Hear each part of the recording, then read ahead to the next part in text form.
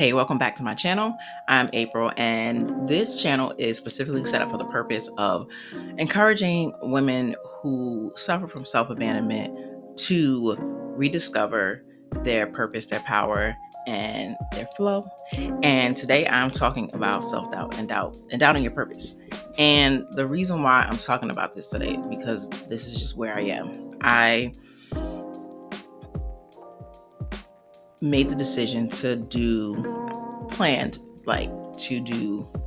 videos a week on the advice of another YouTuber and teacher who teaches teaches YouTube. And she said that she did videos Monday, Tuesday, Wednesday. And I was like, well, I can do it Monday, Wednesday, Friday because I do still work full time. So it's like trying to juggle it all. And I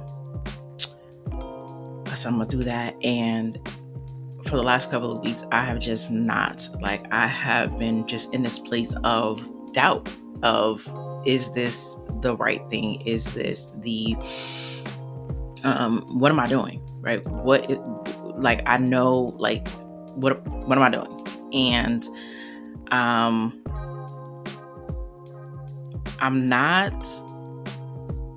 I don't feel like I'm in a place of giving up, but I feel like it's a vulnerable place, like some kind of void where I'm being tested. Like I'm being asked by God, the universe, whether I'm going to be serious about this. And I did not have an answer. So I kind of just went off to the side and was like, I don't know what I'm doing. I don't know if this is right. I don't know if this is what I'm supposed to be doing.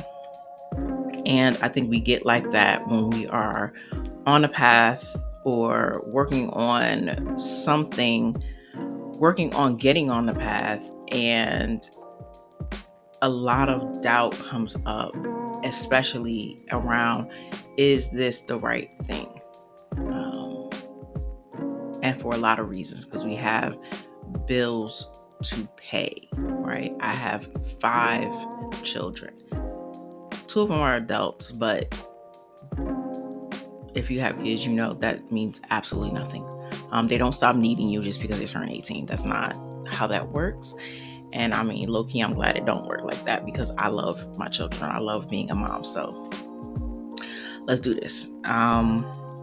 So I did come up with 3 ways to help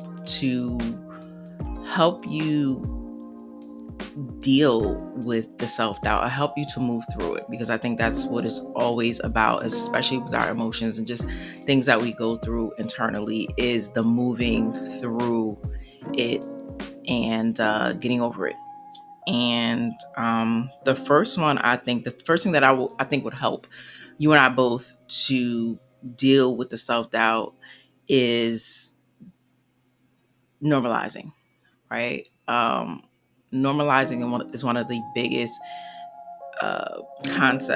psychological concepts, I believe, that helped me, that's been helping me for years. And that's just understanding that this is normal, right? That you're not the only one. There's a whole bunch of other people feeling it.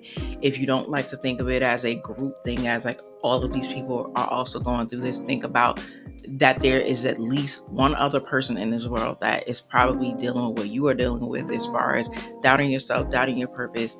And that kind of helps you to understand that it's not personal, that there's nothing wrong with you, because that is what I think takes us off into these wild mental roller coasters, is personalizing, is when we're like, oh, this is just me, I'm crazy, what is wrong with me? There has to be something wrong with me. And I think that's what kind of takes us into that, into crazy town, is not realizing that it's just normal, right? It's just normal. It's life, especially when you actually have a mission, you are discovering your purpose, you are trying to build projects around your purpose and those things. It's just normal to sometimes to feel like you're super sure today and then tomorrow you're just not sure about anything. And that takes me to my next, I guess, piece of advice. First one was normalizing. This second one is understanding that it's a lifelong dance, right? That feeling of I'm so sure today, I'm 100,000,000,000% sure that what I'm doing is the best thing, the right thing. And then the next day, it just feels like I am going to burn this all down. I'm burning it all down. I am throwing the baby out with the bathwater, shutting off the lights. We're done, right? And I would just like to advise, just don't do it. don't burn it all down. Put the gasoline can down. Don't just sit down, right? Have a seat. And be still. That's how I have it in my notes. Be still and stay locked in, because that is the secret. The secret is that the feelings are going to come, and the way that you get through it and stay on track is to just ride it out. Like, sit still and just understand I'm feeling out right now, and not making it a reason to just burn everything down. In this situation, or in this instance where you're feeling this doubt, I think one of the best things that you can do is to detach. And there are a lot of videos and books on just detaching from the outcome. And sometimes it's just detaching altogether. Like, even with the things that I am working on now, as far as this YouTube channel, these videos, helping people to find their purpose and to, and build projects into their purpose. I find that I need to get away. It helps sometimes to just put it all down, put it away, stop chewing on that bone, and relax. Go do something fun, something unrelated always helps, and not building all of this pressure into figuring it all out right now. Because for me, that is what I'm going to do. I am going to try to figure it all out right now. I'm going to have all the pressure all over me.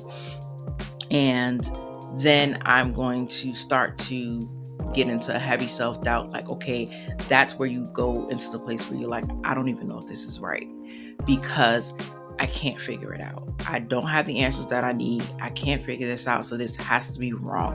I have to be on the wrong track. I have to be on the wrong path, which is just not true. It's just that you are chewing on this bone.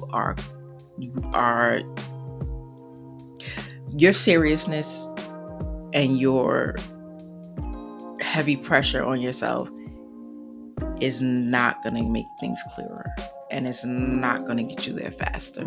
I know it feels like that, but it's not. And I want somebody in the comments to tell me that has actually ever helped, because it has never helped me. It just made me more stressed out. So I think just put it down. Just put it down and go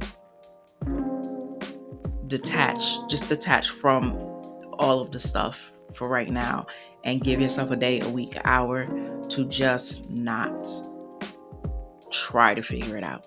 And usually that's when things come to us, when we just let it go and put it down. And that was number 2. Just detaching, just leaving it alone.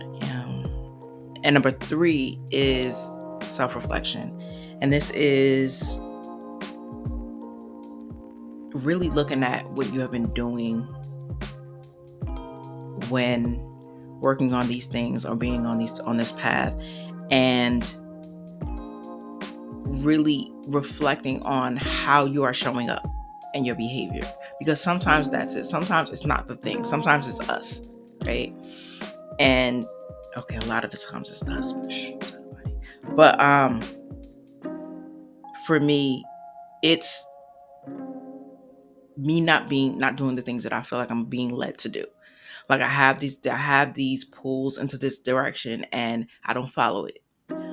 Or I say I'm gonna do something, like make those 3 videos and post them Monday, Wednesday, Friday, and I don't do it. And that's when self-doubt creeps in, right? That's when doubting my purpose creeps in. And it's because my behavior, I'm unserious, right? And I'm inconsistent. And now I'm trying to figure out, well, why do I feel this way? Because I'm unserious and I'm inconsistent, right? So sometimes it's us. Sometimes it's me creating the self-doubt. And this is one of the things about, and this is like the self-sabotage thing.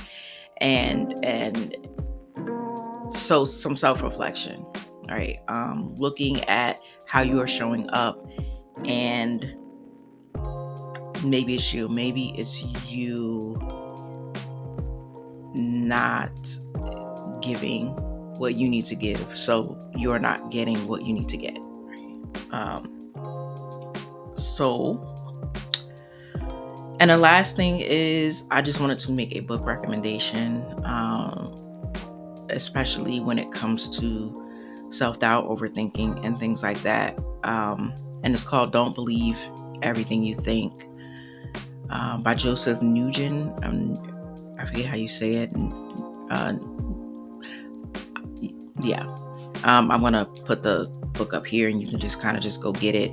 And I say just get the audio one because it's, I think it's something, if you struggle with self-doubt and negative thoughts, it's something that you just need to just play it. And then when you're feeling self-doubt again, play it again. Like, just let it play, because you're going to get different things every time you listen to it. And I think this book is good, again, for the negative thoughts, because if you feel like you are fighting with negative thoughts and beliefs, then you probably are. So stop fighting. Stop trying to fight the negative thoughts and the thoughts that are feeding you that self-doubt. And I say that just from experience, is because I'm an overthinker, right? I think, right? Me thinking makes me feel validated. Like, it's a self-validation for me. Like, I'm thinking, therefore I am. And because I'm thinking, everything is in existence because I am thinking, right? Like, it's this, I'm doing so much because I am thinking. And it don't help. Overthinking, it just doesn't help. It makes me feel worried, stressed, exhausted. I usually come up with no solutions or half-ass solutions. And I truly believe that overthinking is the opposite of flow.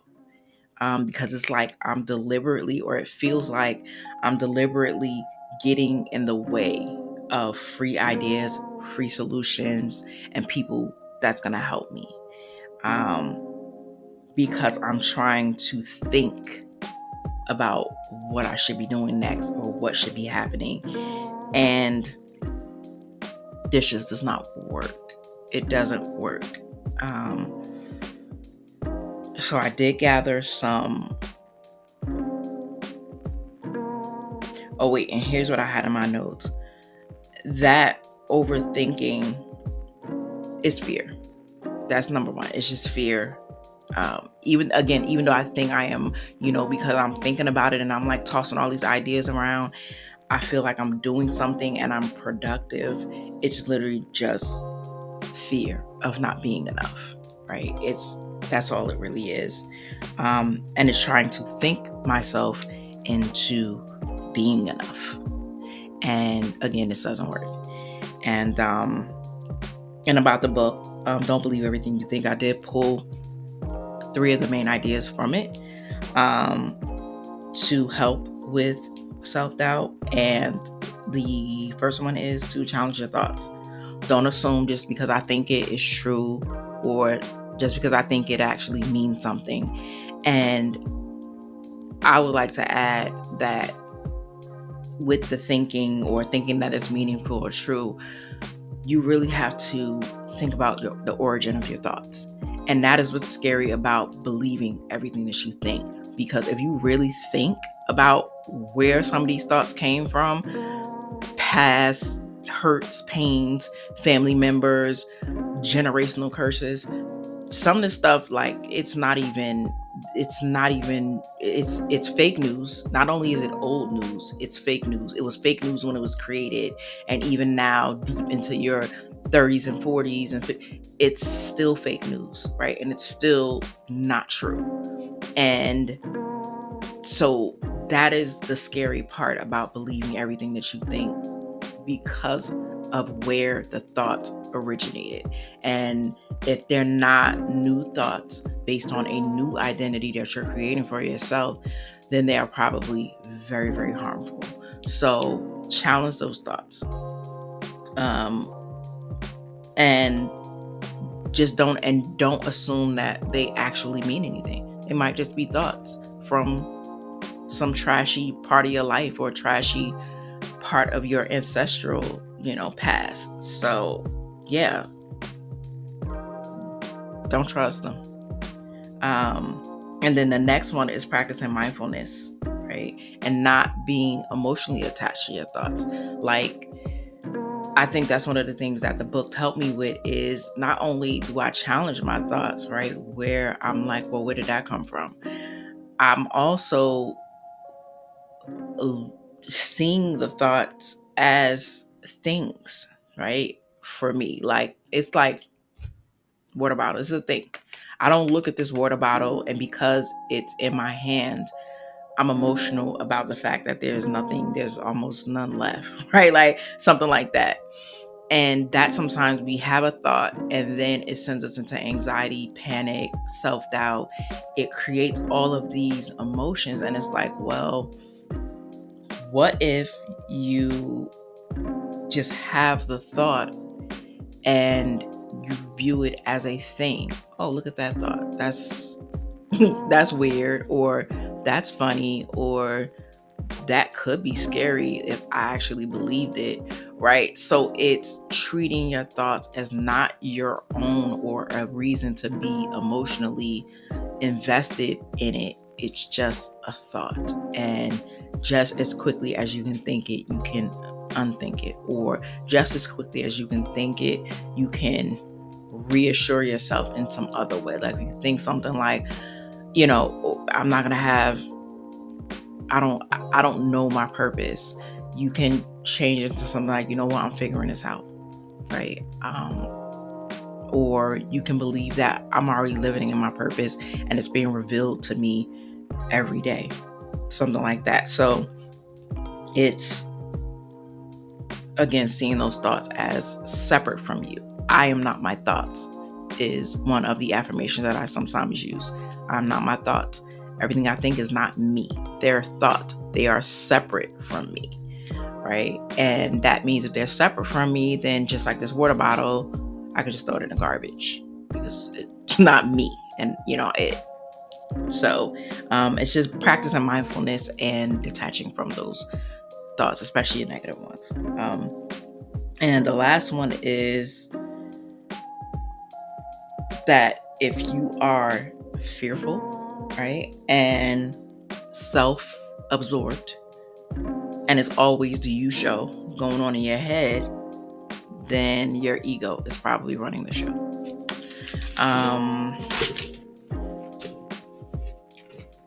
And you're probably doing a lot of comparing, controlling, and judging, which is creating self-doubt and messing with your peace. And so, again, the ego is always going to support you being self-absorbed and creating this you against the world kind of dynamic. And that's how you know that it's your ego and it's not you, and your ego is not you. And understanding that, just being aware of those nasty feelings, especially the one of separation from your purpose, separation from the people that you are here to help and support, separation from projects that make you feel alive. It's your ego trying to win, right? It's your ego trying to get you to fold in on yourself and forget what your mission is. And again, if you are comparing yourself to others, trying to control things that are completely out of your control, or judging people, just being very judgy, judgerton kind of person, um, and less sympathetic, then you know that you are operating in your ego. And with that said, I'm done. I'm complete. And thank you. Thank you for spending this time with me. And remember, if you are not living in your purpose and you are not on purpose, then what is it all for? I'm out. Bye.